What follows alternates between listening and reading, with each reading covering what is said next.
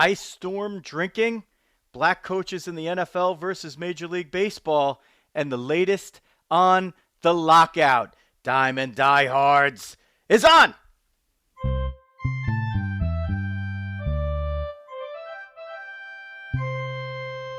Joe Rizzo here, bringing you baseball along with the dog, Jeff Healy.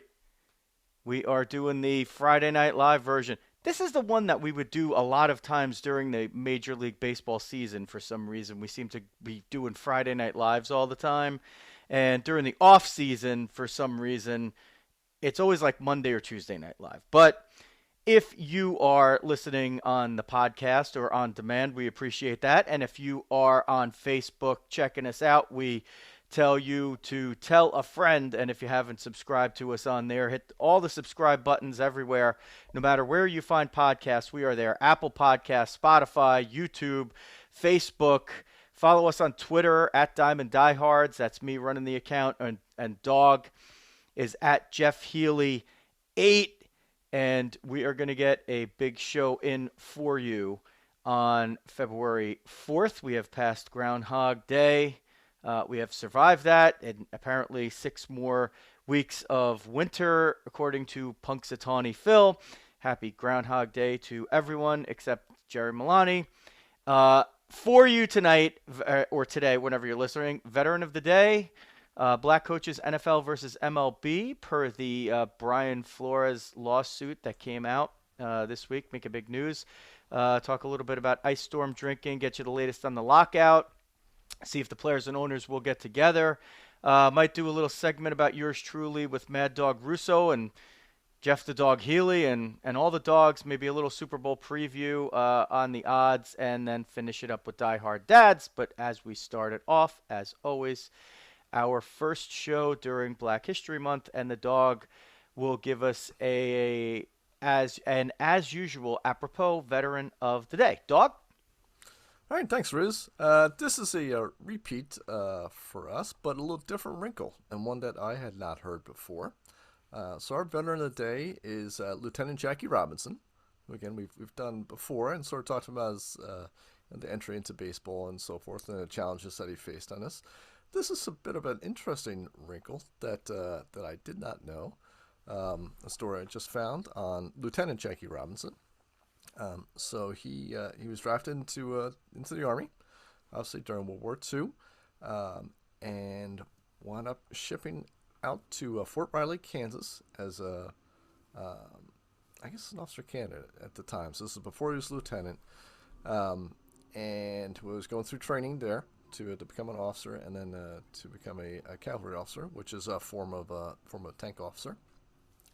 So he goes, and he was actually more of a football player than a baseball player at that point. He had actually been drafted to play for the LA Bulldogs.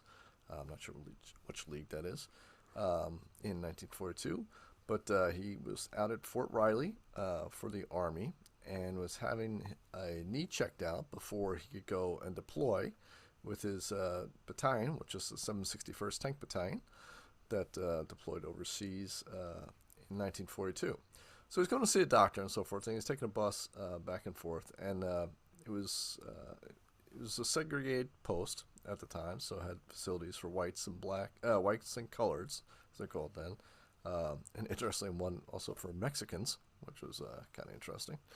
Also had not seen that one before, but anyway, so he's going back, and he's riding on a bus on the post. So now at Kansas at this time had just passed the law on segregation, which forced blacks to ride in the back of the bus. Under military law, there was no back of the bus requirement. As long as you're on a military bus on the military post, you were exempt from the state law of having to ride in the back of the bus.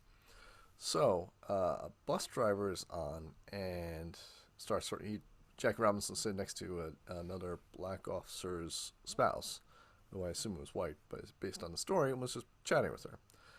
So I think he's a lieutenant at the time now. And the bus driver tells him to go back in the bus. Jackie Robinson calmly explains to him, I'm on a military bus, military post. That new state law doesn't apply here at this point. So he's going along. So of course the bus driver. So this is like classic Army, of course. So the bus driver is keeping it on, and calling him every name in the world. Calls up the MPs. The MPs go and take him flack to his commander and so forth. The commander's like, no, this is obviously like the MP's like writing whatever. It's he did nothing wrong. Basically, moral story. So the Army transfers him to another commander who would say that he did something wrong, which again is just classic big Army back in the day. So now what does that sort of tie into us on there? So he got transferred, it looks like, to the 758th Tank Battalion instead of the 761st, and he wound up getting charged with conduct on unbecoming officer and a couple other things, blah, blah, blah, blah, blah, blah. Well, the moral of the story is he wound up, because of the trial, he wound up not deploying with his unit, which went over and fought in combat in Europe. And instead, I assume he was found not guilty, but basically he was released from the Army, so they probably just said, just get out, and was discharged from the Army, and then wound up shifting his way over to baseball. So basically, someone being a jerk and harassing Jackie Robinson for a racist law that did not apply, wound up potentially saving his life, and allowed him to go along and become the Jackie Robinson that we've all heard of. So that was a very interesting little wrinkle on Jackie Robinson's pre-baseball career with the U.S. Army. So this is what makes us different, right? Like it's Diamond Diehards. It's a podcast, about baseball, but also about life. And Uncle Paul pops on. He's like, not much to talk about. I'm like, oh, what about life? It's all about life. There's always something. There's an ice storm outside, dog. So I went before to get the mail. Now it was like, it started out being a total dud. Like the kids got school canceled or made virtual days pretty much everywhere in the Northeast, like Thursday night. And they could have gone through the whole school day and after school activities, as it turns out, before the ice actually started. At least up in these parts of northern New Jersey where I am. Like, so I it was still just barely light out when I went to get the mail, and only then was it like just starting to get a little slippery, and the roads which are treated are probably like a little bit better, but on the way to getting worse. So with that said, and probably nowhere to go, there might be a couple of beverages on Friday night here. Now, Dog, I have a question for you. Yes, sir.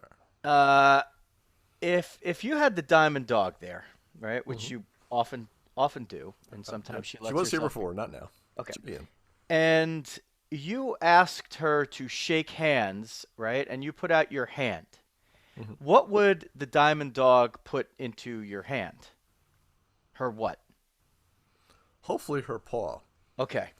And doubtful though, because she acts rather dumb for a German Shepherd. And if that thing that she would put into your hand weighed a lot, and you were describing it in Mike Francesa's voice, you would say that was a what? 2 words. If it weighed a lot, the thing that she put in your hand, if it weighed a lot, it would be this type of. Oh man. Things that weigh a lot are what, Dog? They're not light. They're not light. Heavy. Okay. So if she put that into... Oh, I finally got you there. What would it be? If you were Mike Francesa, what would you call it? A heavy paw. And that's what I have tonight in Belmont Park. It's a long time. Sorry, that number is. It's like I'm just a clicking. Got a heavy follow along. A dog just doesn't work. Dog, I got a heavy paw tonight. A heavy paw. Let's just say this.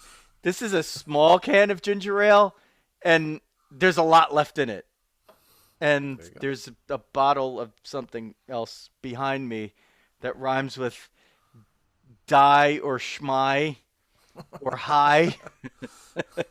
And there's a lot of that in here, but a lot of ice too. So the dog is usually, especially on Friday nights, he has his Ken Lay roll call, and I don't know what I have to do to join in, but I think I just did my part. Thanks to the Diamond Dog, heavy paw. Well, what are you going with tonight, Dog, to loosen the stitches? I am going with, she would say, something that would rhyme with Urban Meyer. But going with a little bourbon, a little Four Roses bourbon, which is a lovely one that I've picked up along the way here in my official Kelsey's Godfather glass, which is about the only other glass other than our Ranger Up, which is normally our drinkware of Diamond Diehards. But yeah, a little bourbon to kind of set the mood for a nice chilly Friday night in February. Allegedly. I mean, it may or may not be that happening, but it could just be a bit, right? It could be a bit Could be. we're doing. Could be. What's not a bit though, Dog? What's not a oh, Dwayne Morris checks in. A little Charles Woodson whiskey in South Brunswick.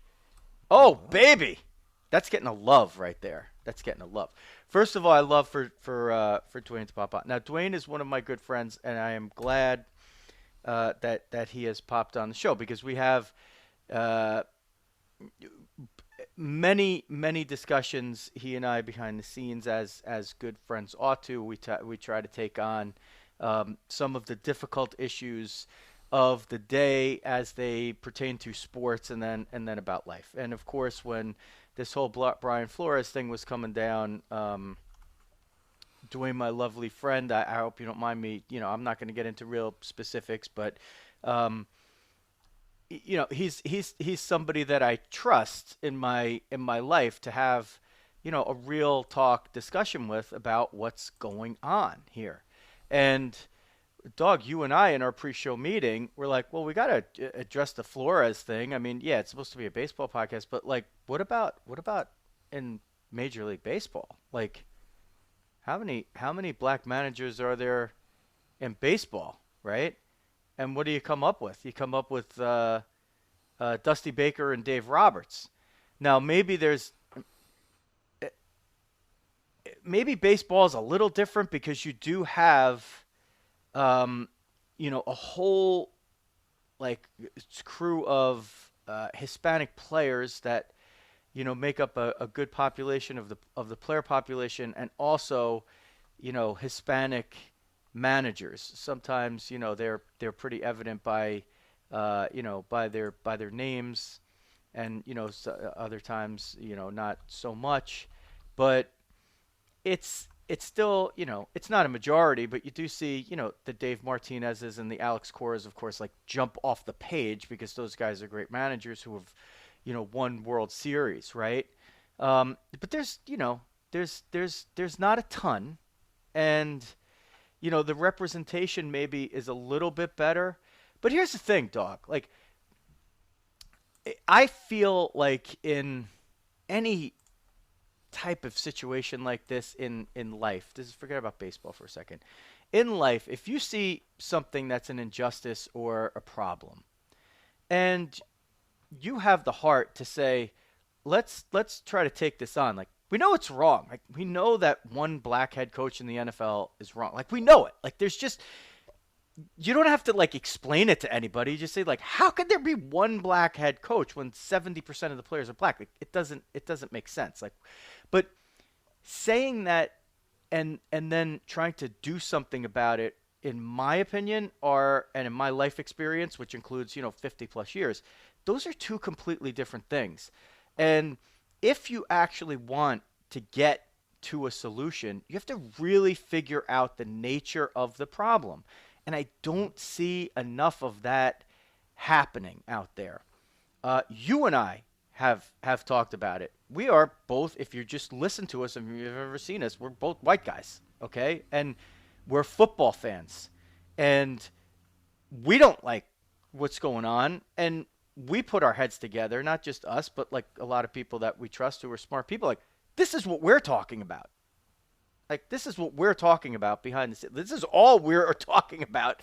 Like, except for me trying to win the Super Bowl tickets on Mad Dog Unleashed, and then calling in and calling in as a caller. Like, this is what we're talking about. Like, this means something to us. This is, you know, something that's happening in our world. And very often, sports leads the way in these difficult circumstances, as it had. Doug put Jackie Robinson, as his veteran of the day, and gave you a whole different spin on his Army experience, Black History Month or not. Like, it's still, these stories are never just going to get old, right? They're important, and another angle is good. I was glad to learn about it as well.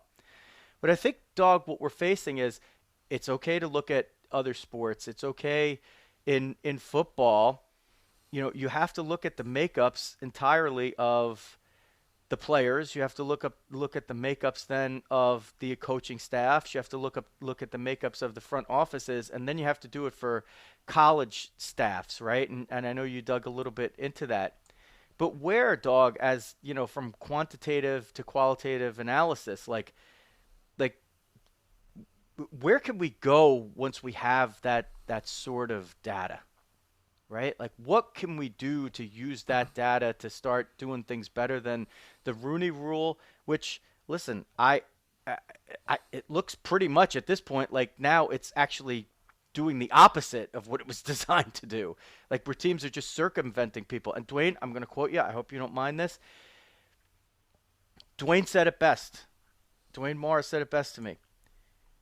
They are interviewing, in many cases, candidates for black head coaches because they have to and not because they want to.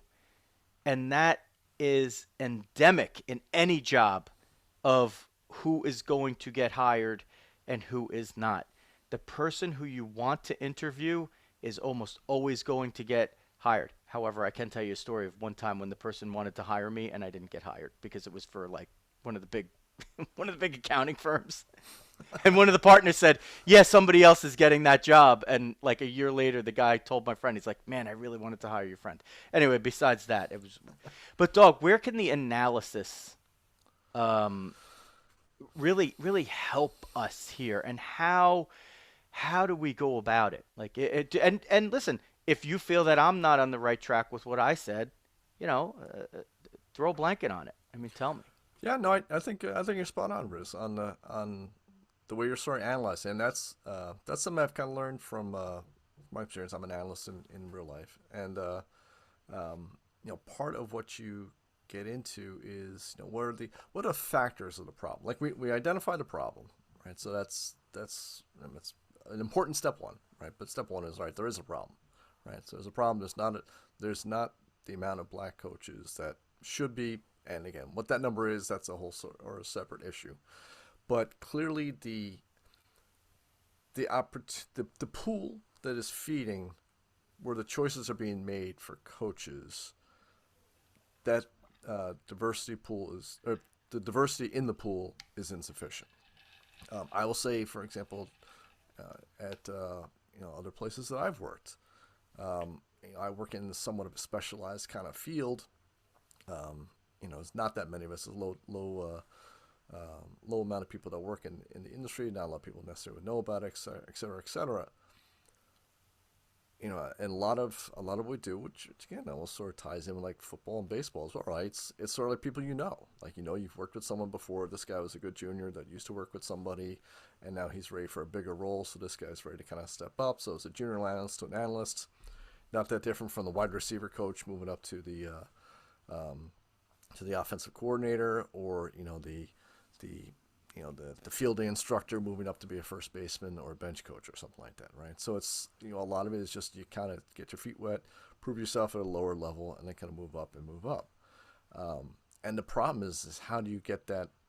How do you break into that, right? And so like the first one would be like, all right, you have to interview some folks, and maybe they'll magically have a shot of making it. Right, so that's kind of where like the Rooney Rule sort of starts. All right, it's like we're just gonna force teams to put someone in front of you. Now maybe they have a chance of just they just happen to be perfectly prepared, and they knock people's socks off, and they manage to walk in and get an interview they weren't really expected to get, and they manage to sell them and do it. You could argue maybe kind of Joe Judge maybe a little bit with the Giants, right? And someone who was like, all right, he's probably pretty good, but maybe not quite there. Does a great sales job and surprisingly walks out with the job. That's a way to solve the problem, but that's pretty rare, right? And that's very, very unlikely that it's going to work right. What you need to do is you need to develop the core of candidates to help feed into, so they move up into that rung. And when their buddy goes, they take their buddy behind them, and they all sort of chunk up. And that's kind of the way the organizations work. So in order to fix it, you really got to fix it almost ground level and make sure that you have that sort of diversity within it. Again, we're looking for our own company that, I want to start doing more outreach to transitioning veterans and stuff like that. Just get more of a diverse pool of candidates to come in, maybe a little bit lower level than we would necessarily look, and basically grow our future replacements, because there's nobody out there to go and hire. It's like if you just went and said, let's go hire a black coach. Well, who are you going to hire if you're in the NFL right now? Right?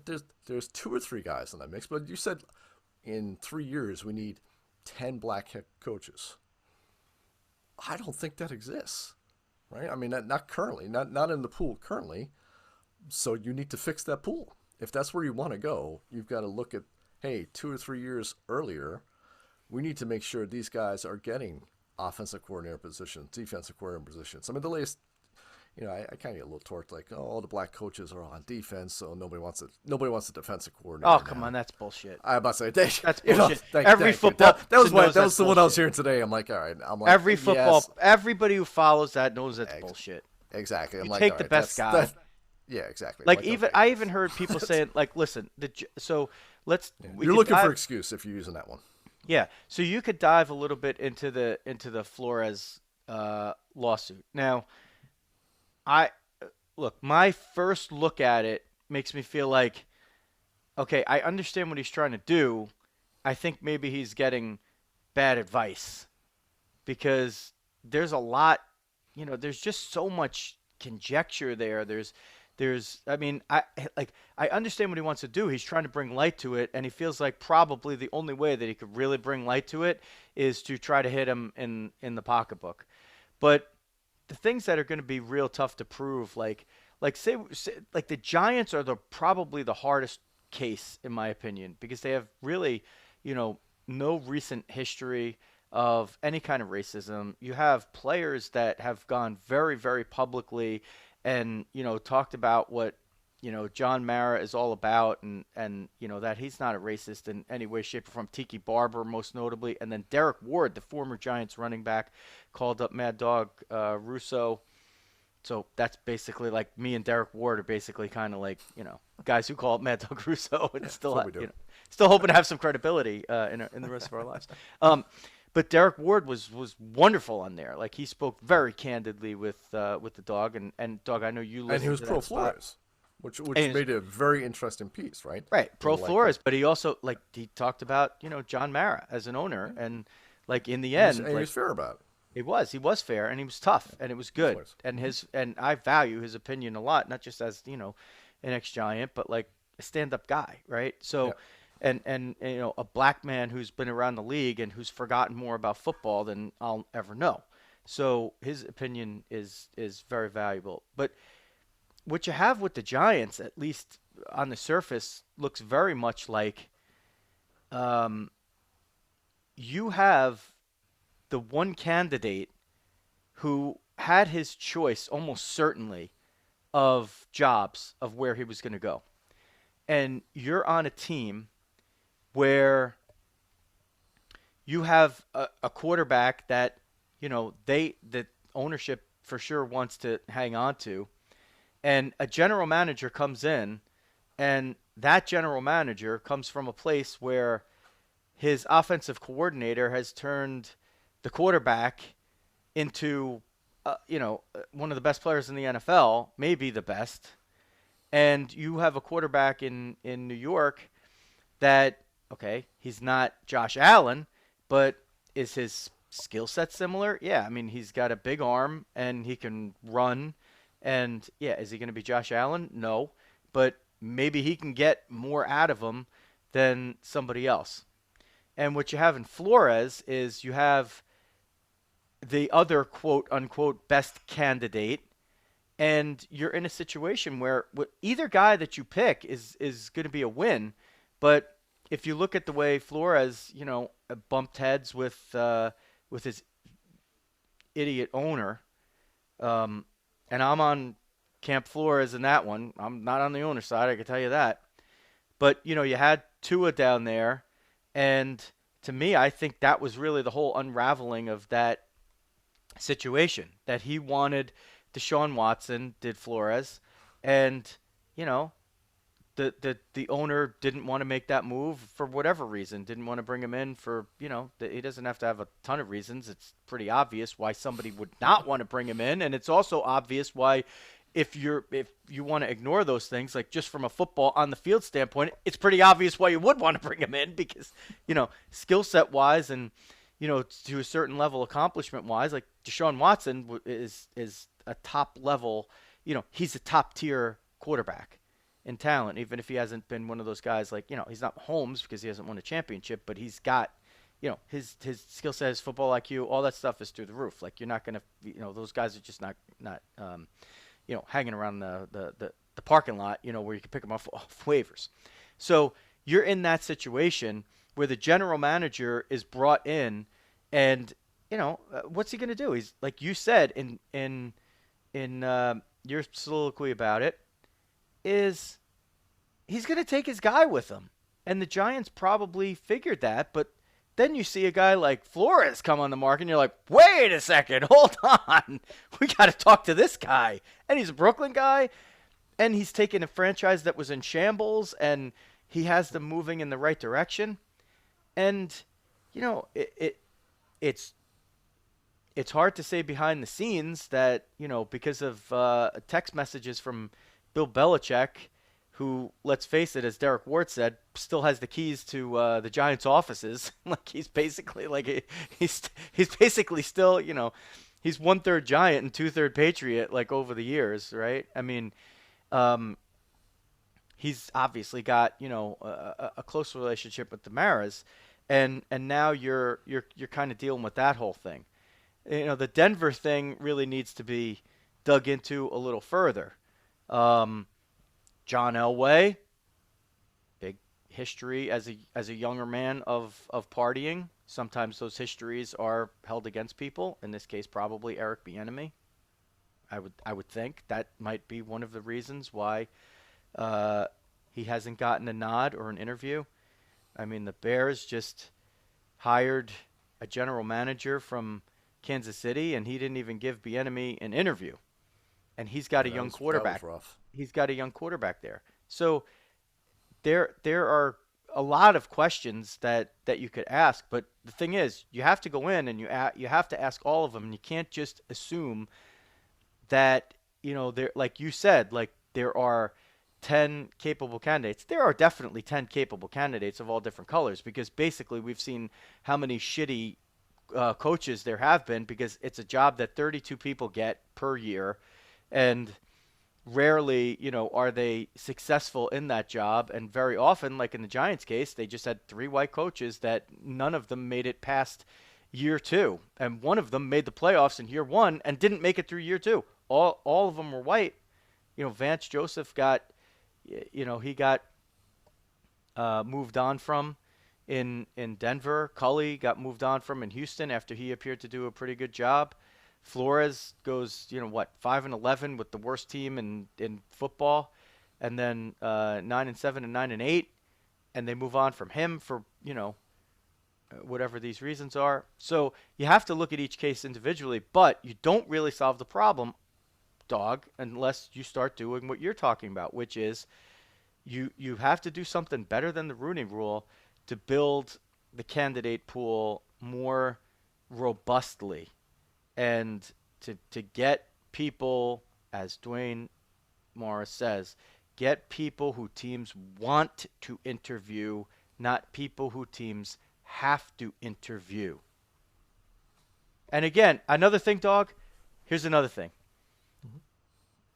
A problem created by white guys is probably not going to be solved by 2 white guys on a podcast about baseball when it comes to football. But I think it's important for our brothers to understand and our sisters to understand that this is important to us. It's important. This is what we are talking about, you know, with our friends behind the scenes of any color. These are the discussions that are happening. People really give a shit about this. A lot of people are on Brian Flores' team here, and they have his back, and they want to see this thing, figured out once and for all. And we want to live more harmoniously, and we want football to lead the way, and we want baseball to lead the way. Yeah, I mean, it's interesting. You look at, it's funny when we were talking about like Jackie Robinson, right? And Jackie Robinson in the military, and I've said obviously experience from the military side, and the military didn't have enough. Obviously they were flat out segregated, right? So, and managing to break that down, and you're talking about like sort of leading societal change and stuff, and like sports can do that sometimes, the military can do that at times. And I think that's generally been successfully done through the military, and it's not surprises like when you see a black general now, right, or stuff like that, and that came about from all the hard work of outreach and building that pool of good lieutenants and captains from the Korea and Vietnam era, and eventually working their way up and turning into the Colin Powells of the world, and then once you kind of broke that down, then it was no big deal for each guy to kind of follow along, and you set up a meritocracy, and you get I think the sort of biggest thing, like I think in football's, I mean, there's too much money involved, right? If somebody's really good, you're not going to not hire them because they're black, right? I mean, it's maybe, I'm sure there's some owners that would, but a rational owner who wants to maximize his profit is not going to do that. So the real key is getting out and giving everybody that opportunity that can go out and work their way up and prove themselves along the way there. And that again, to me, is the only way you're going to build sustainable success, is that you build a solid base like that and you continue to move it forward. If you go out and just say, we need to have 8 black head coaches, if the league mandates it, you're going to get 8 black head coaches, right? But that's not really solving the problem. To me, you need to build the solid foundation is continue to push, some of the assistant coaches and make sure those guys are getting that opportunity to be the offensive coordinators and defensive coordinators. I mean, it's not that long ago that a black defensive or offensive coordinator was unusual. It's not now. Certainly not on the defensive side. A little bit more rare on the offensive side, I'd say, at this point. But to me, that's only a matter of time. Right? You'll get enough, good candidates that are going that side of the ball that to pick it up. Particularly if you say that's how you become a head coach. If you're the 26-year-old sharp guy who's a position coach, you'll start to slide over and follow up on the offensive side. That's the way I get to be a head coach and make the big bucks. You'll attract that. So you just have to keep finding a way of bringing in those sorts of those people that are going to be successful. And that was something we were kind of talking about, offline, was what is the candidate pool, and how, what do you need to be a head coach in the NFL, right? And then you have to do causal analysis of what all these people need in order to go out and be a successful head coach. And then if you have coaches that nail this, and this, but don't have the quant skills or don't have the social or the media skills or whatever else like that, well, then maybe that's something you can do as an organization. Say, you know what, I'm going to take all my 26-year-olds, I'm going to teach them how to talk to the media, and they're going to have practice on that. You know what? And once, a couple times in training camp, the wide receiver coach is going to go talk about how the offense did in practice today, right? And there's ways that we can work on that. And now they build that skill, and now that person 4 years from now is a legitimate candidate to be an offense coordinator and then eventually be the head coach. I can tell you this, nobody did that with Joe Judge when he was 26. Oh my God. He'd still be the coach if he didn't have that idiot soliloquy. Probably, right? To be fair, I would have been dying by that point too, the way the Giants are playing. Well, that just sounded like a plea for life. He was just broken. He could only hold it back for so long. I don't doubt the cat's passion, but I mean, he made a boo-boo. Yeah. So, all right. So we got We We got. solved that one. I mean, listen, we got some. Well, we're not. We got. Yeah. We're not going to solve it on a a baseball podcast, but we got valuable, um, you know, minds. Like I said, my my man Dwayne is. He's a great thinker. Quentin Ford checks in. Quentin is, you know, a great thinker. He understands. Quentin Ford's on. He's commenting. Check it out. He understands like a lot of the depth of these issues in many different ways. And he's talking about the candidates that are out there that are no-brainers like Flores and Leftwich. And Byron Leftwich, was offered the Jacksonville job, which seems like the perfect fit. But he didn't want to go there because Trent Baalke, the GM, is there. And Trent Baalke, listen, again, we're talking baseball, but the GM of the Jaguars, who have like the worst owner probably in sports. Not because he doesn't try, but just because he just like, well, that's true. Like, yeah, you know what? I don't know. That's a tie. There is some competition, unfortunately, for that title. There is. And hopefully, these people will be moved out someday. But Trent Baalke is the guy who messed up a good thing in San Francisco because Jim Harbaugh couldn't stand him, and Jim Harbaugh bolted and went to Michigan, and Jim Harbaugh won't go in a room with that guy. I think at this point, if you listen to Mike Lombardi, who knows his way around an NFL front office when he has a GM podcast that talks about GMs in it in the name, like he's another guy who knows a lot about football, way more than we do, but Byron Leftwich gets offered a job, and now like people are like, well, he passed on that job because he didn't want to work under Trent Baalke, and now Doug Peterson, who's won a Super Bowl, and he was a good enough coach that he won a Super Bowl for the Eagles, which I'm still mad at, and he made for 13 games he made Carson Wentz, of all people, the NFL MVP, and then when he got hurt, he won the Super Bowl with Nick Foles.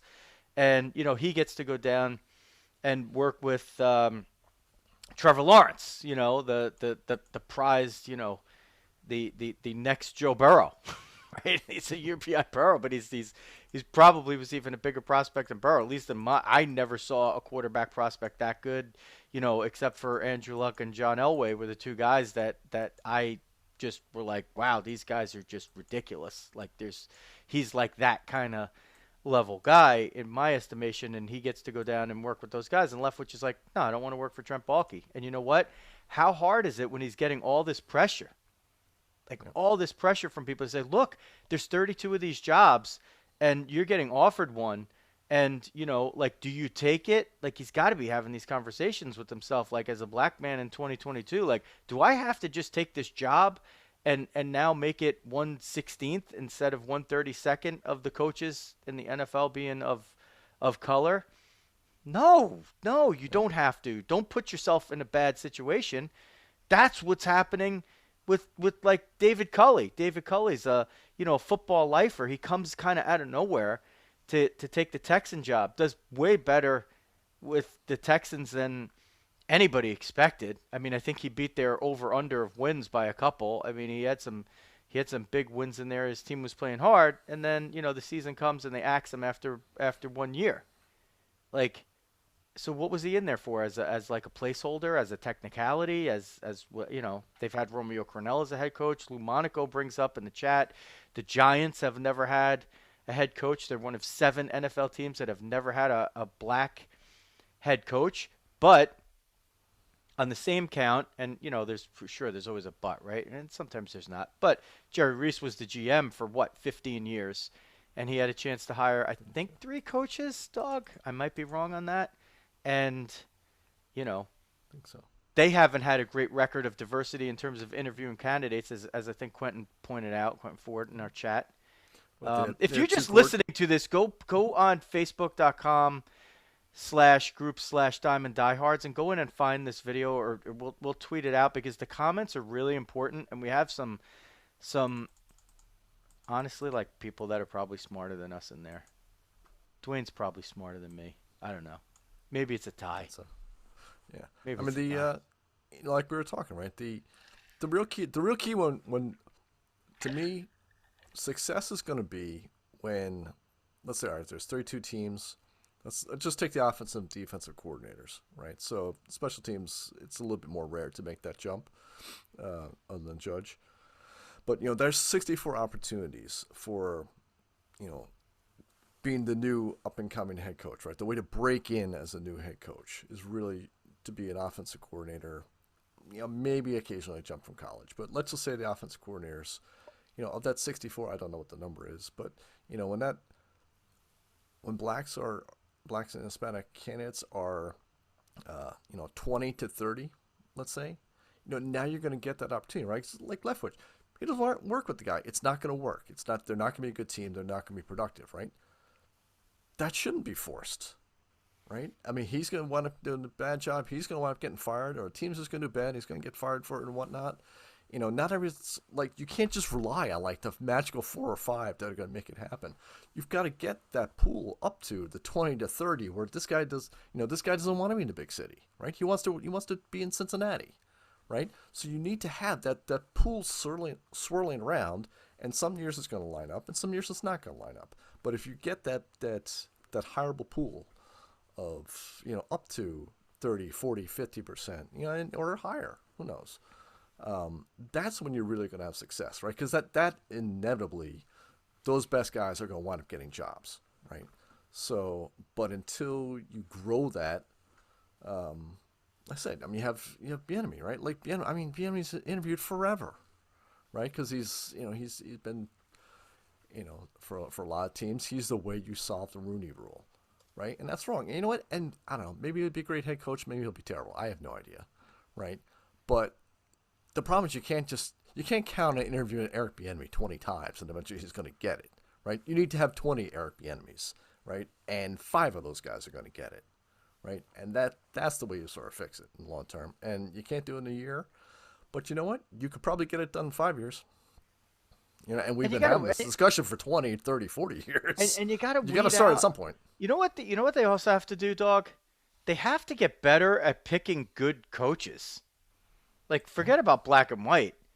Like, there's so many coaches that just go into this thing that are overmatched. And the first thing that I see, that I think of, is when a coach's team, and I say that in, like, any given weekend for any given team, when they're mismanaging, like, the 2-minute drill, I mean, like, that's the first thing that makes me lose confidence in a coach. And when they're good in the 2-minute drill, I feel like, okay, that coach has a little bit better handle on things, because that's like the ultimate test. Yeah. At least in my estimation. Guy gets beat on a fly.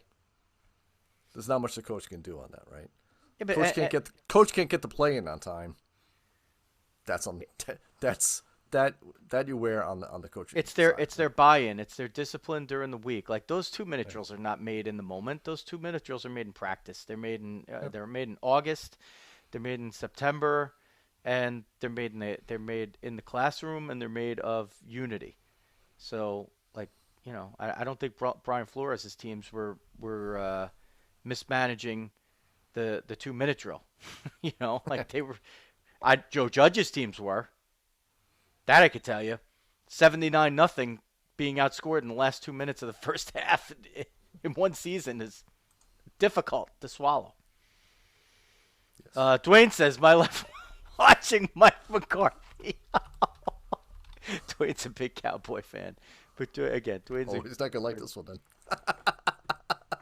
Quentin says Bieniemy's the new Dennis Green. He's not even getting the chance to be Dennis Green. Look, they're holding something against Bieniemy. They're holding his past. There's obviously an issue. They're holding his past against him. I mean, whether it's relevant or not, they are. I mean, that's just what I think. What else could it be? He's got a good enough record to get these things on merit. Sure. I mean, come on. What do we do in baseball, Dog? I mean, in baseball, baseball's like that's a weirder thing. Like in football, you have 70% of the players being black men, but you don't have that in baseball. It's not nearly as high. And then you also have the Hispanic, and then to a very, very, very, very, very lesser degree, you have, like, I don't know, we'll call them other foreigners, Netherlands, Australia, No. Okay. Latin America, I'd say Gotcha. Okay. I'd put them under Sorry, the I wasn't Spanish following. speaking. I would say Spanish speaking is fair.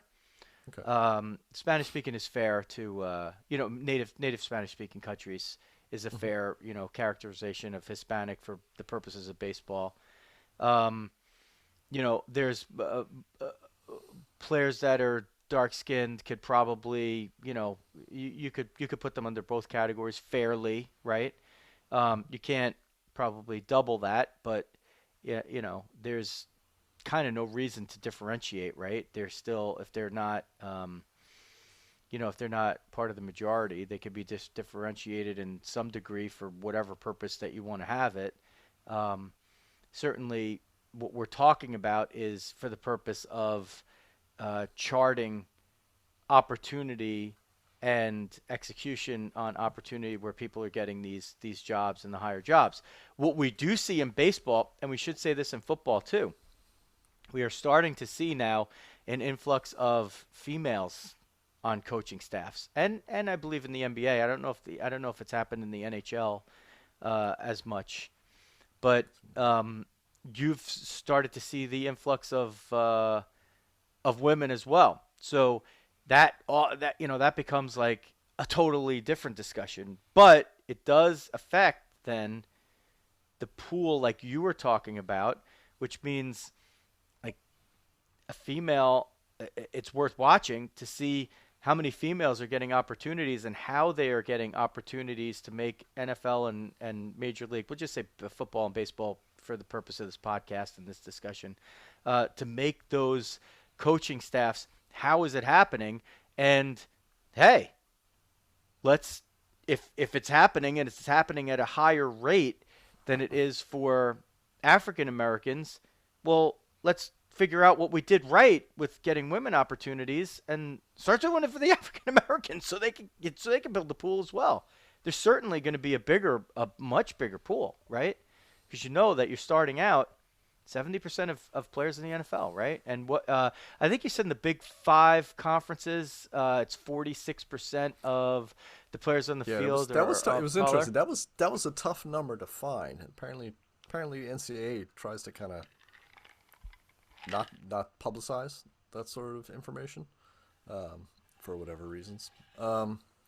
Yeah, so it was a little tough. So you had some kind of anecdotal articles. I kind of took them on faith. Really, there's no real chance to see the source data or anything like that. But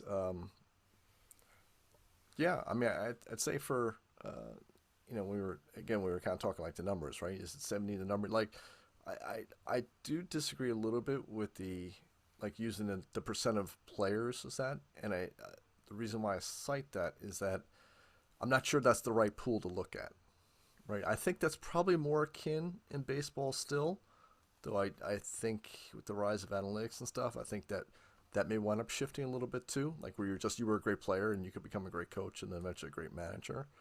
I don't know if owners perceive that and general managers perceive that at this point. In the NFL, if you're a great player, you're not going to go become a coach, right? I mean, you have a crazy love for the game. I mean, coaches kill themselves, right? It's one of the most high stress jobs in the country.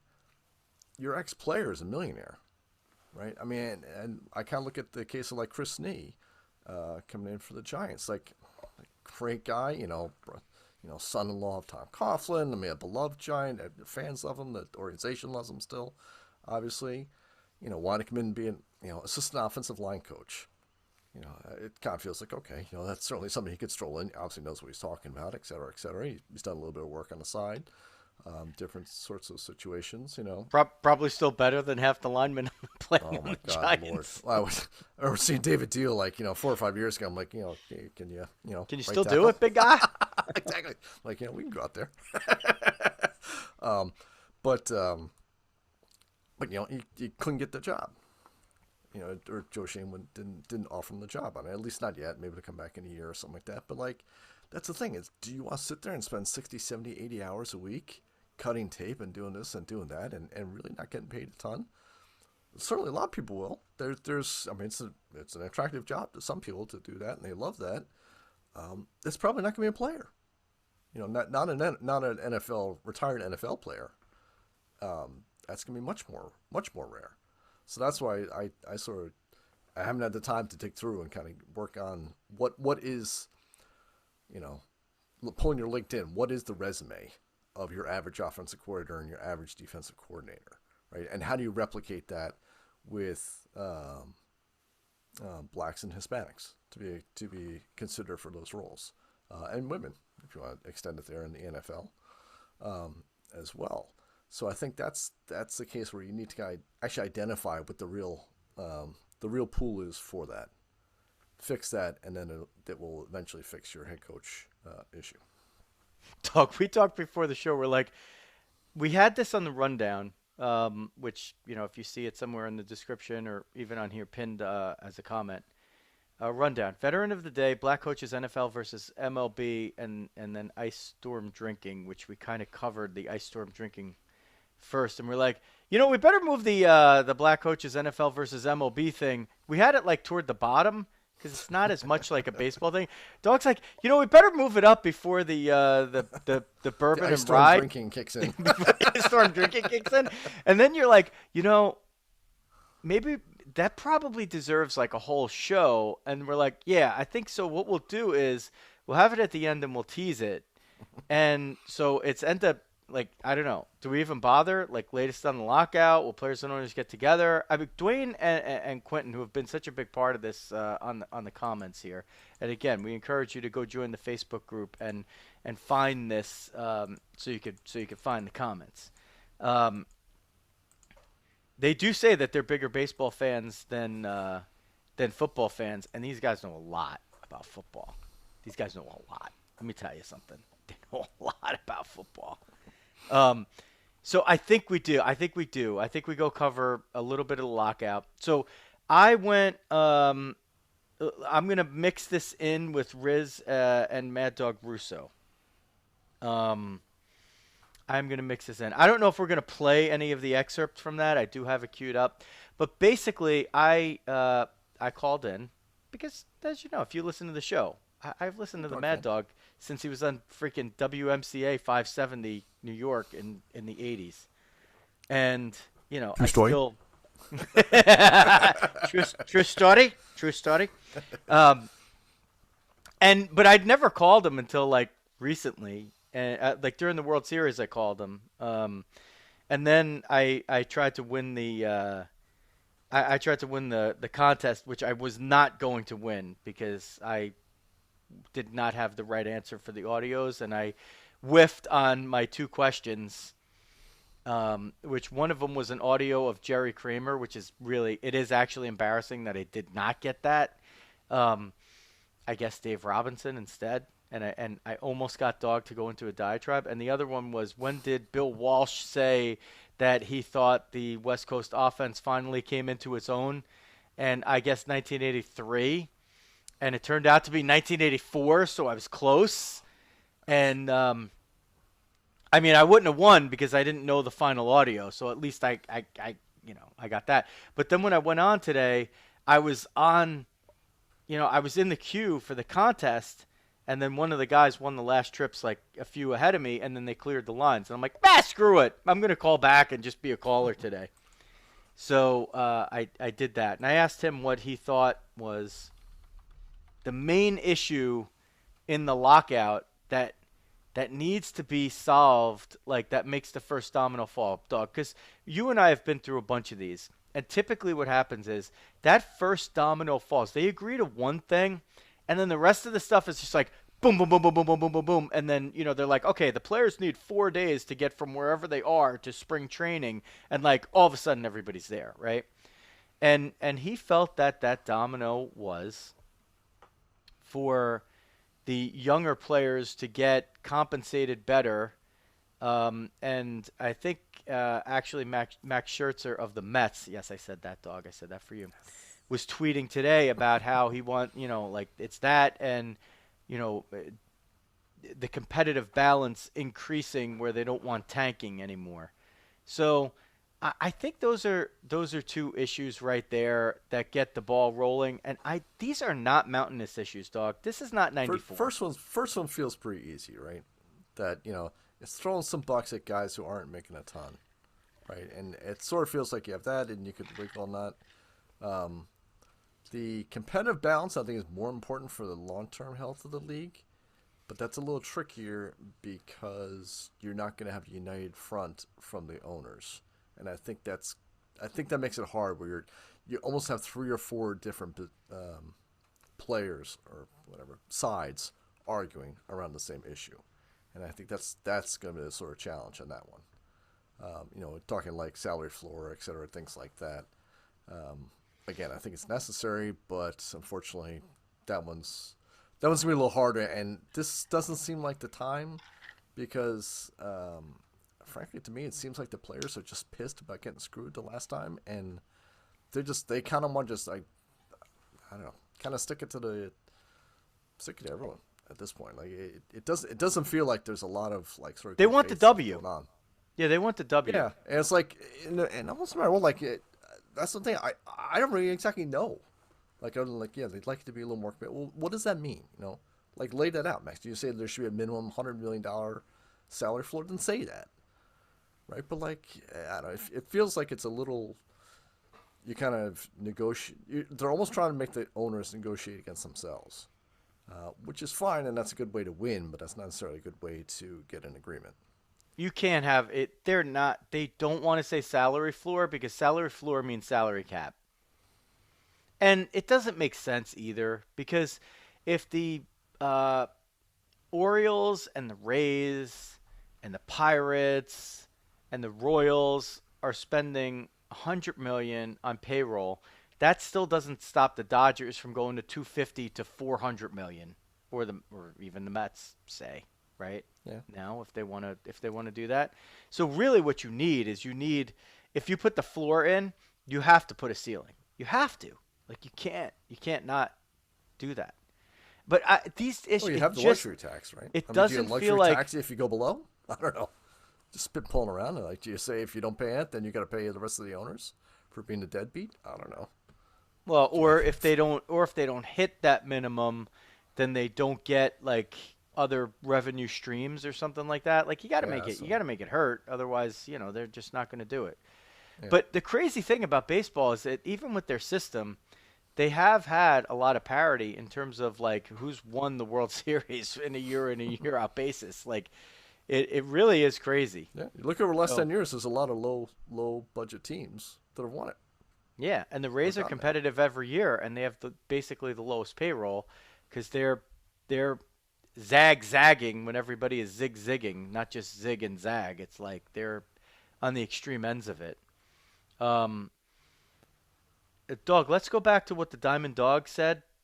What did the Diamond Dog and Mike Francesa agree on that this might have been with my Belmont Park tumbler? The heavy pour? Heavy pour. It's kicking in a little bit. Starting to grease the skids a little bit here.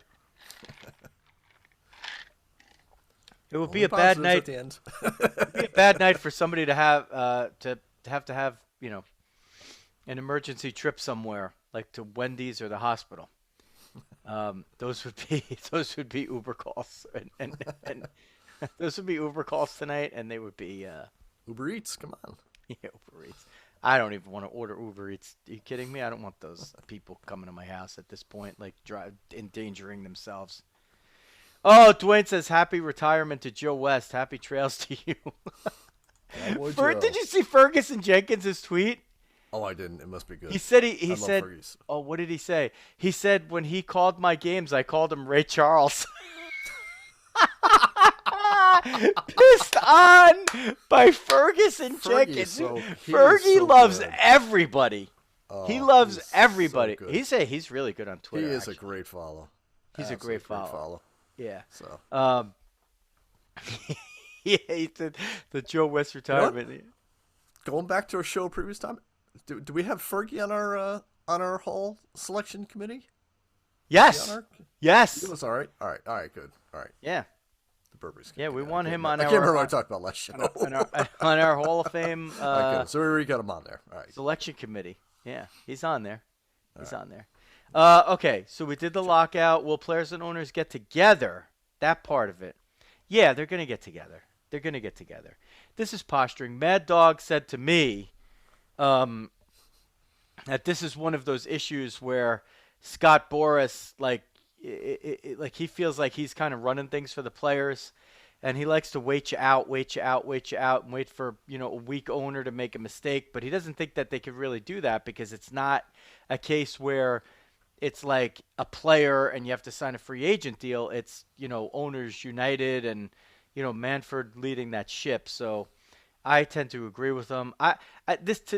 Dog in '94. Now baseball is my blood, right? Like, the season got canceled in '94 on my birthday. Ooh. With the Yankees in first place, having not won a World Series for 16 years at that time, which, like, to Cubs fans are like, oh, poor baby. To Mets fans, they're like, oh, poor baby.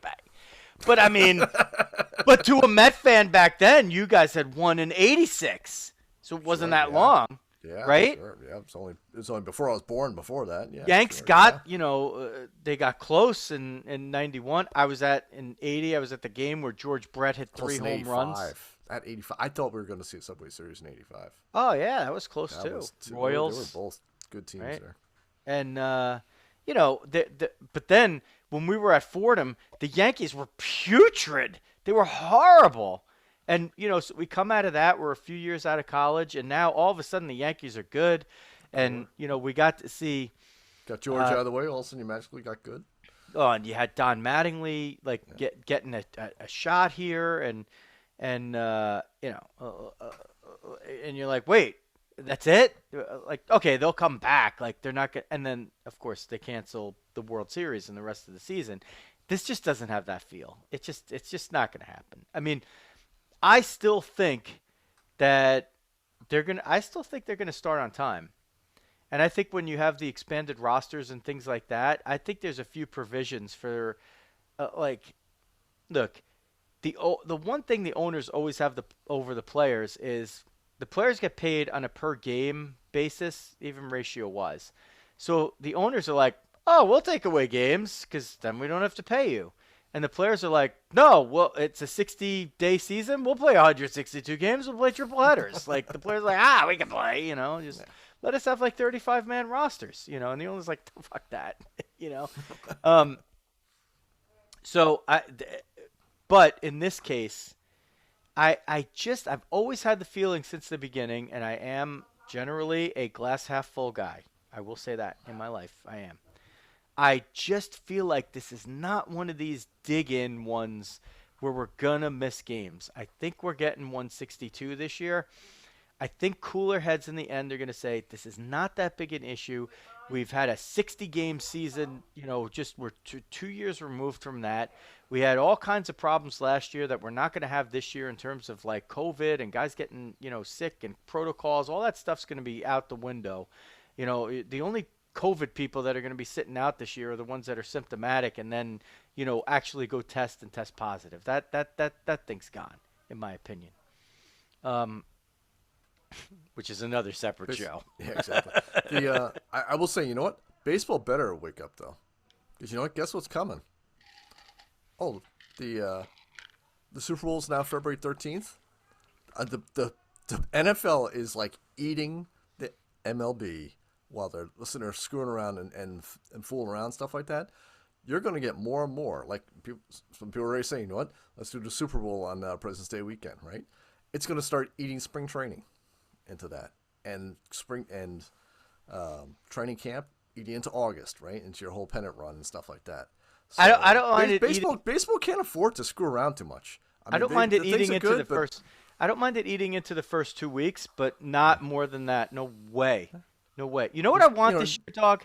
I want a Yankee Met World Series with the Yankees winning, beating Max Scherzer somehow, and Jacob deGrom in a series which they would probably be the underdogs in. And I'll tell you what else I want. I want 247 hits and a 379 average from Nick Madrigal of the Cubs. That's what I want. I want somebody. I want him hitting 396 on my birthday in August. That's what I want. I want these small ball guys wrapping hits to right field, left field, whatever. If they're righties, lefties, opposite field guys, infield hits, beat the shift. Whatever. I want this baseball. I want it. I want pitchers duels 2-1, steal second, steal third, scoring a pass ball by Gary Sanchez. Maybe be careful what you wish for, Riz. Yeah, it's we hope so. I mean, it like we said before, like, the issues don't seem. I mean, it's tough to tell because they're hardly saying it in the media, which is normally good, but it doesn't feel like there's existential issues at stake, right? The only thing that's worrisome to me is that when they're sitting there and they both just want the other guy to lose. It's supposed to like, what are we going to gain? And I just want you to lose, right? And that's where I'm like, that can take off. Like, otherwise it's just numbers and it's math, right? And there's plenty of numbers to go around, so that can all be solved for, right? As I said, the second year guys aren't getting paid enough. They can find a way to fix that, right? There's nothing insurmountable on that. But if the animosity is just no matter what, we want them to have a loss. I don't know. That's worrisome. I agree with you. I don't see. I think it's too self-destructive on both sides to let opening day get pushed back. Right. So maybe spring training delayed a bit, but I think you get you start March 1st, you get games going first week in April. And I want this dog. I want this second set of hyper player movement. Right? Yeah. Like I want that second set of that. Dwayne, who talks about being a baseball fan, but boy, this is like we might as well just call this the Dwayne Morris show at this point. Who did he say? He wants Chris Bryant and what's the guy's name? The import, Kenichi? Kikuchi. There it is. Yusei Kikuchi. He wants Chris Bryant and Yusei Kikuchi. Yeah. Good luck. That's good. Good luck. Dog wants them too. Sure. Yeah. Fine. I want all the toys. I get going now. We want all the toys. You know what I want? I want the Rizzo backyard to be done, so we have one of these shows, and you and I are on camera and sitting right off cameras. Dwayne, he's topping off our drinks, laughing at us. Maybe stealing in a little bit on the camera. Lou Monaco on there. Maybe Quentin will come up. I think he's local. Make it a good show. All right, Dog. I don't think maybe I'll play like a little snippet of Dog introducing me. In Bergen County, he says hello. Rick, good afternoon. How are you today, Rick? Oh, Riz. I'm sorry, like Riz. Hello there, Riz. How are you today, pal? What's going on? Dog, I played the contest. I was the worst. I went 0 for 2, but you did give me the Bill Walsh tough question as a number 1, and later it was number 3. All right, yeah. So that was it. Rick. He did correct himself. So when I go on as a caller, I feel like Riz in Bergen County's better. And when I was going in the contest, I felt like Joe from New Jersey or Joe from Bergen County was better. I don't know. Like I want contest me to be different from caller me for some reason. Like I felt like it had something to do with my game face. Dog. You don't want an L. You don't want to hang an L on the Riz. No, I don't want to hang an L. Joe can take it. Joe could take it. And even for today, I brought my daughter in, Louisa, for good luck. And I just never so I was on the contest line, but somebody before me won, but I couldn't win anyway because I didn't have the right answer. All right, let's hear a little bit more. Yeah, that's a good point. I tried. Riz, you have to understand. I have literally about, I would say, almost 1,000 questions in front of me. I try to break them up. I try to be fair. I got to move it along. There's going to be the occasional guy, and in this case it's you, who gets an easy or an impossible 3, and somebody else gets an easy, or you get an impossible 1, and somebody else gets an easy 1. But I almost got the 1. I was only off by a year. I was debating. I was like 82, 83, 84. My thought with Jerry Rice, I was a year off on that too. First year was 85. Right. And he specifically said after that, or at some point, when the guy got it right, he said specifically that Jerry Rice didn't get there till 85. So, that was like a big thing, whatever. But like, anyway, I couldn't find it. Like I searched high and low, and I'm like an internet researcher. Like I could basically find anything, as you know, because half the time I shove shit down your throat that you. All right, Riz. Really? Can you relax here a little bit? All right, let's hear a little more. Let's get to we'll try to get to the baseball part of it. I'm not sure what I can tell you. It's the trick of the trade. Yeah, I'm not complaining. I just want to be known as the worst player for this year's contest. That's all. All right. Go ahead. So I guess I don't think anybody else was vying for the title. So So I think I got the worst player of this year's Super Bowl contest. All right, let's hear a little more. Number 2. So I got 3. The last one is good. We're gonna do baseball, and then I'm gonna give you some good Super Bowl stuff for your Super Bowl bets. You're gonna like this. I got some good numbers for you. Oh, go ahead. 2 for the baseball for the Diamond diehards out there. How about that, dog? What about that? Was that good?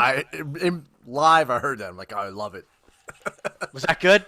That was for you guys. That was for you guys. That was for the diehard, for every person that has ever supported us. That was made it onto the Mad Dog show. Well, that was I had to. How can I not represent my people? Awesome. And then we're backing this up with like probably our greatest show ever. Pretty close. All right, should we hear a little more? Yes. Okay. I don't have the feeling that this is like '94. They canceled the season on my birthday that year with the Yankees in first place after 16 godforsaken years from their last title when I was. Now, I said godforsaken because that's like one of his favorite words, right? A 9-year-old kid. I just don't feel like the stumbling blocks are that major. But if you think there's one issue, just one thing that they could get out of the way to kind of make the first domino fall, I wonder what you think that is. And he's going to go on to say, I think like what I sort of paraphrased before, Dog. But listen, this is a guy who's working at MLB Network doing high heat for an hour every day with cousin Alana, who we've never called Alana Rizzo that. We always call cousin Anthony Rizzo. We should call her cousin Alana. I like that. We should call her cousin Alana. We haven't gotten much traction in terms of trying to get cousin Alana on the air, though. We just go for cousin Anthony. Well, yeah, I gotta still work on that. That's still happening. So I posed a question to Mad Dog, who's forgotten a lot about baseball, which is probably more than most people will ever know. And this is what he said. I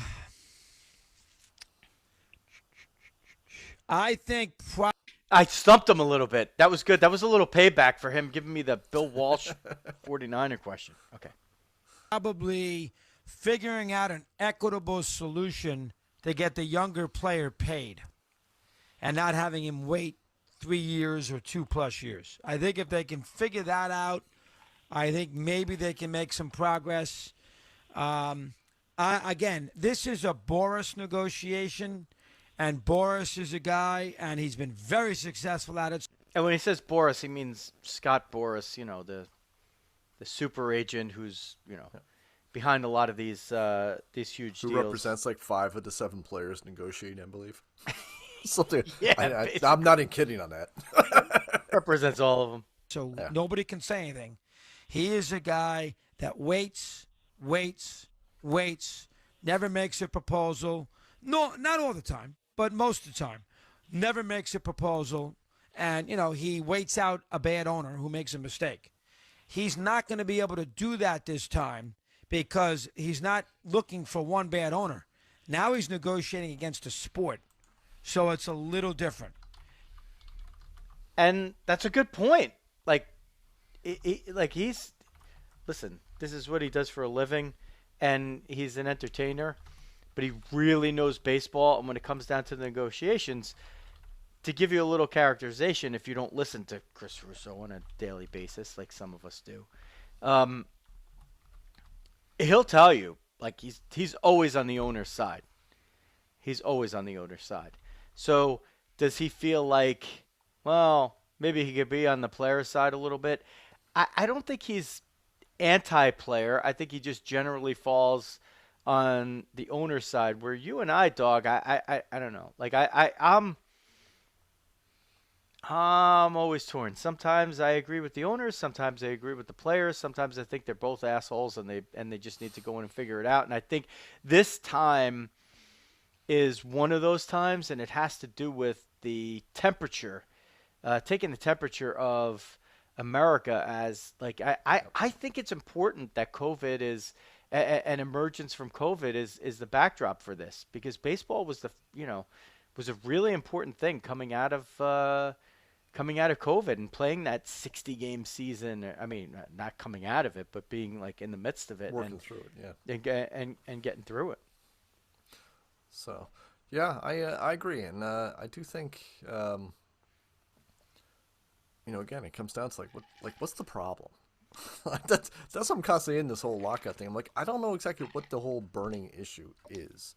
I said, other than the owners, the players just want the owners to have an L.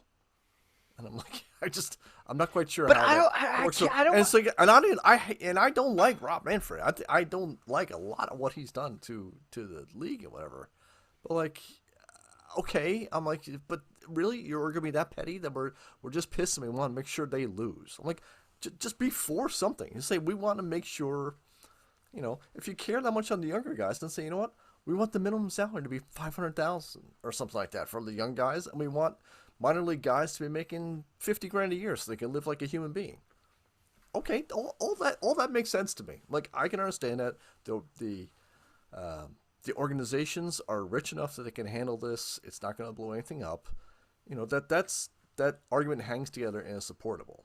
Like, the only thing I get out of MLB PA right now is, we got screwed 4 years ago and we want the owners to basically pay for it. And I'm like, okay, what does that mean? And I don't know. I was just sitting on the fan on the side. I'm like, I'd like to have something to root for you in the negotiation, and I'm not exactly sure what the hell that is. By the way, we got Uncle Paul fired up now. It took a while. Fans. I know Uncle Paul wasn't jumping in for so much the football talk, but when it comes to baseball, Uncle Paul's fired up, and as he says, the producer Xavier checking in from the Sunshine State. Look at this guy coming in. Can you believe it? Producer Xavier checking in from the Sunshine State, where he is not a part of the ice storm, but going down there for a little business, which is good for when you're 16 years old and you can go to Florida and do business.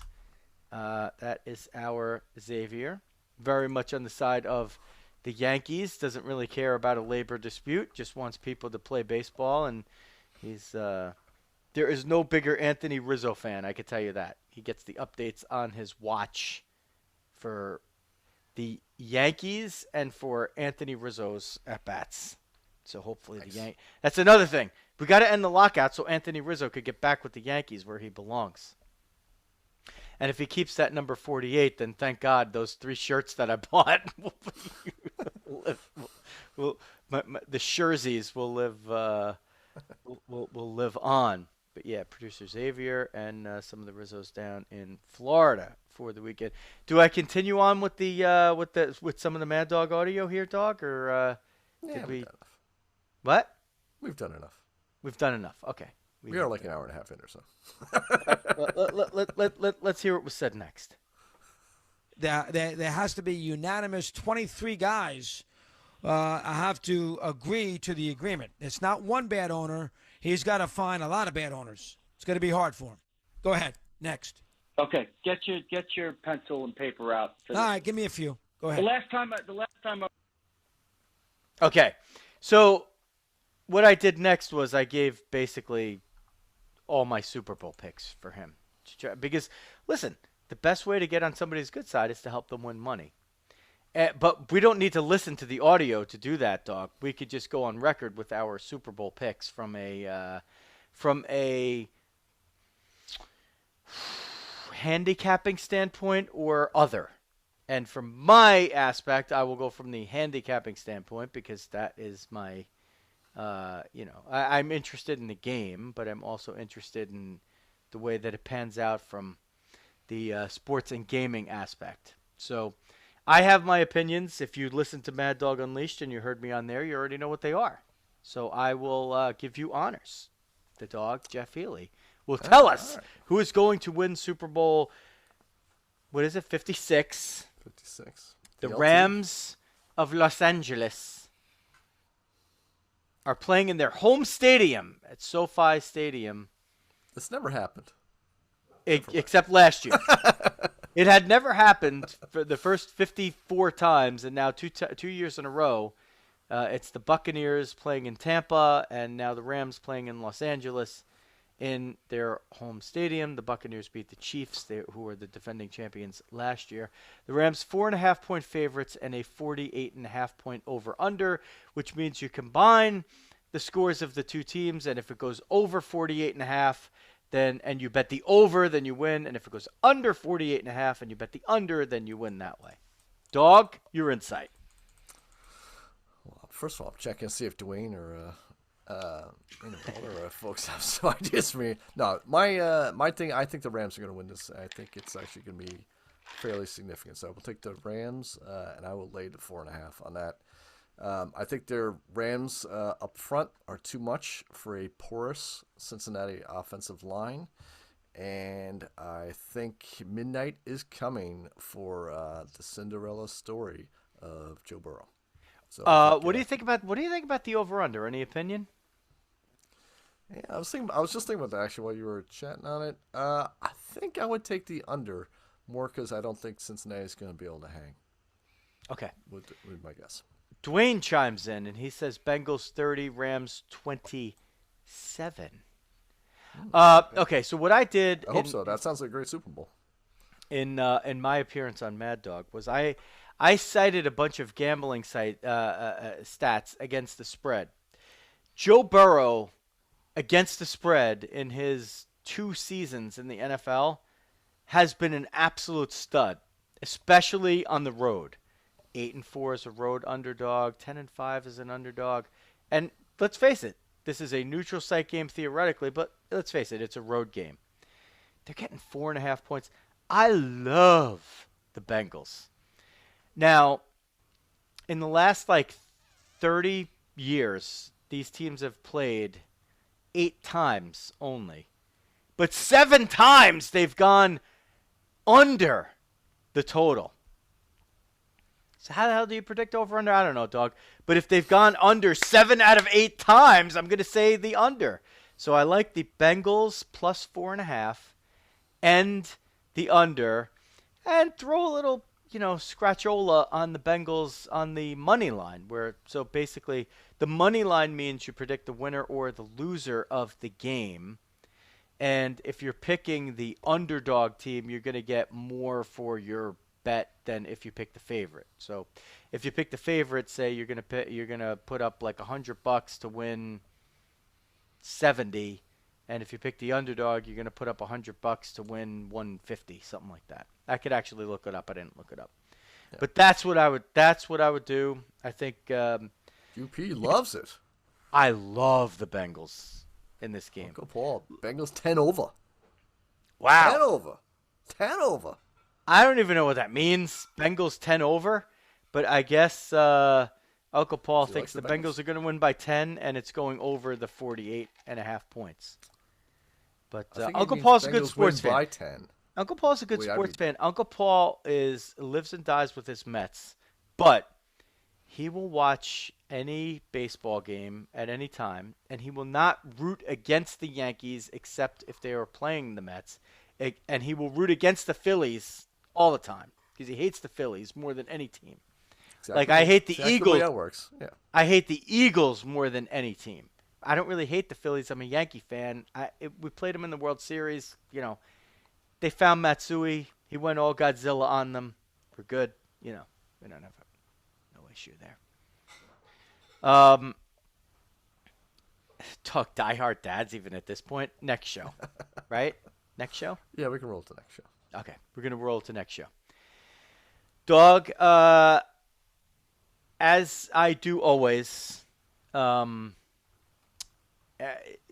in these particular times when it comes to difficult discussions like this, listen, you're not. I have more training in this area than you do. This was even my major in college. It was not yours. I've done a lot more on-air stuff than you have, although you have done your share, and with maybe a 30-year gap in between. But, however, at all times, I appreciate your talents, your opinions, and your ability to articulate them, especially in this show where we did face let's face it, a lot of shows that are way bigger than us will not even broach the subjects that we talked about on this episode. And I thank you for being a great co-host and a great partner and a great friend and helping navigate through these difficult waters of subjects that are really, frankly, difficult to talk about. And, a lot of people don't want to even look at them because they have some kind of fear. And that fear, it's not going to help solve the problem. And if we did a little bit to forward our way toward a little bit of a better world tonight, I appreciate your help and your insight and your smarts and your compassion as a person, as a dad, as a veteran, as a citizen of the world in the United States for doing that tonight, more so than ever before. I appreciate you, my brother. I appreciate Thank you, Bruce. Return sentiments, my sentiments exactly. All right. Back to you. The guy who's got a doghouse behind him. if you're watching the video. Okay, that is going to do it. We're also going to thank our tremendous commenters on Facebook. Once again, we have to give them a shout out. Uncle Paul, Quentin Ford, Dwayne Morris, Lou Monaco was stepping in there. Did I miss anyone, Dog? Did I miss anyone? There were a lot of a record number of comments. Xavier Rizzo, producer Xavier. Yeah. Producer Xavier checking in from the Sunshine State tonight. And well, if I did miss you, I'm a big fan of actually putting this on my monitor rather than normally I'm looking down at my phone like going like this like through half the show. So it's really a lot easier actually putting the monitor up here. Yeah, it is easier on the monitor, and then you could type. It only took me 3 years.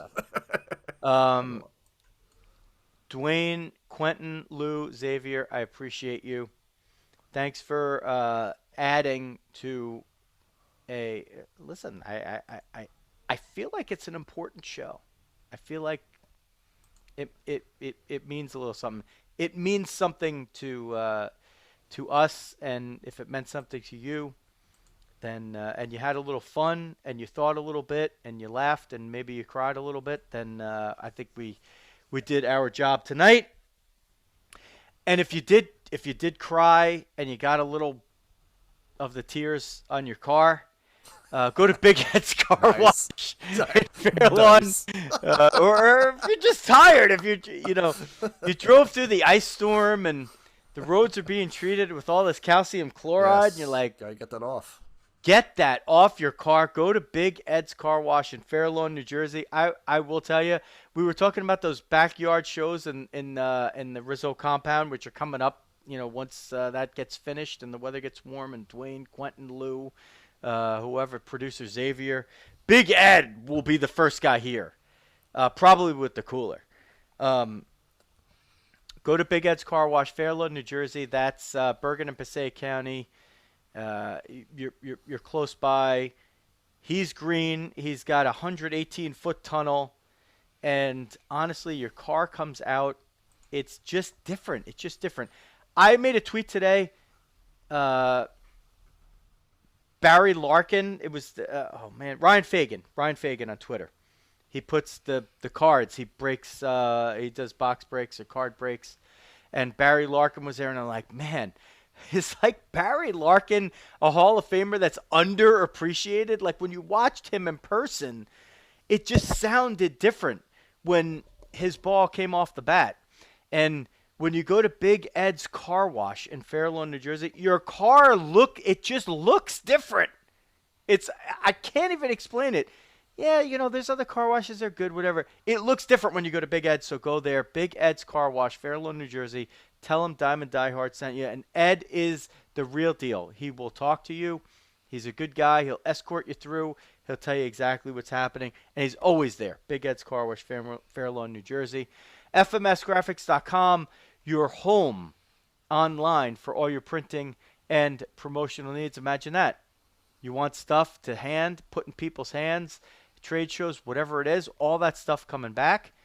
Go online, fmsgraphics.com. All your printing and promotional needs from a family-owned, family-run company for the last 50 years. Yes, still surviving in this era where all the big companies are getting stronger and increasing their profits. FMS Graphics, family-run, family-owned business for 50-plus years, mom and pop shop type operation. But they'll provide you everything you need to get those things in people's hands as we come back from this darn pandemic. That is going to do it. Follow us everywhere if you're watching on YouTube, Facebook, and if you're listening on Apple Podcasts or Spotify, hit that subscribe or follow button. We appreciate it. And hit the alerts button if there is one. And every time we're posting content or going live, you'll know about it. And we appreciate your interaction, as we always do.